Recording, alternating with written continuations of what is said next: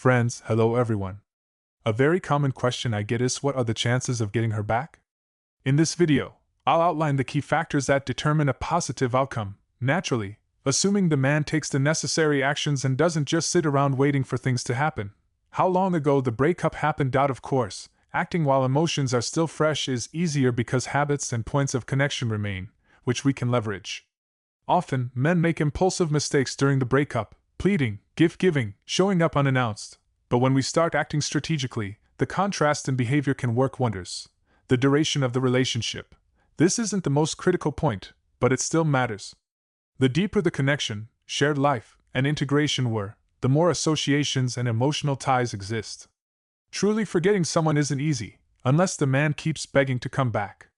Did the man hold a strong position in the relationship? For example, if the girl was initially more invested, more emotionally dependent, but later the roles reversed, leading to her losing feelings and ultimately ending things, reversing the outcome is easier. In contrast, if the woman held the dominant position throughout the relationship while the man was the needy one, success is far less likely. Does she have a better alternative? When a woman's perception of a man's value declines, her mind transforms him from a prince into a frog. She stops noticing even his obvious strengths.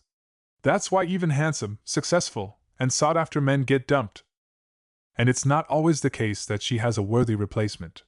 During the process of winning her back, if handled correctly, the realization of what she's truly lost will inevitably dawn on her. How many mistakes has the man already made? This is a crucial point, not so much the degree of humiliation, e.g., proposing marriage, serenading under her window, showing up unannounced with flowers and gifts, but rather how long this behavior lasted. If a man has been banging on a closed door for 2 months, desperately trying to talk while she's blocked him everywhere and just wants him to leave her alone, obviously, the reconciliation process will take much longer. But if he snapped out of it quickly and stopped these impulsive, emotionally driven actions, the path forward becomes far easier. Convenience. A common misconception men have is that creating comfortable, convenient conditions in a relationship will make a woman love them. However, during the reconciliation phase, this actually works in your favor. Why? Because now she's lost those perks, and suddenly she starts assigning them real, tangible value. Shared children. This can be either an advantage or a complication.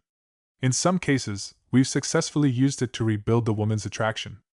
In others, it becomes a stumbling block, like an ace up the ex's sleeve that she can play at any moment.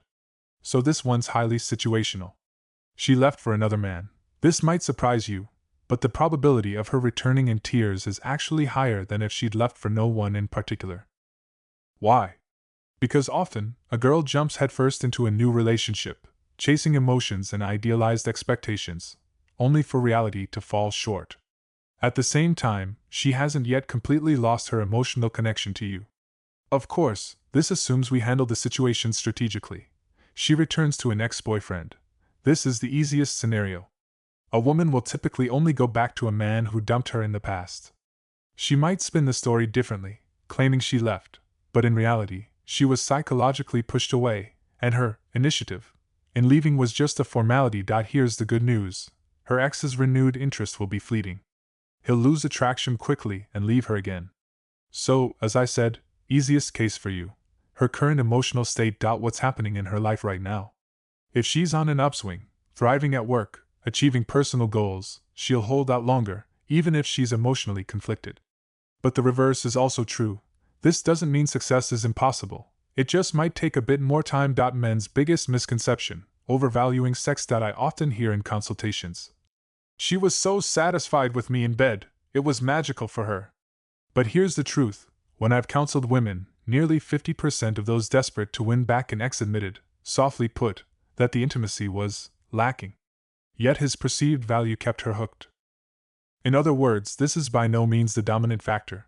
Typically, men try to assess their chances of winning an ex back based on today's circumstances. They see her rejection, she doesn't want to see or hear from him, all his attempts to fix things hit a wall, and think, that's it, it's over.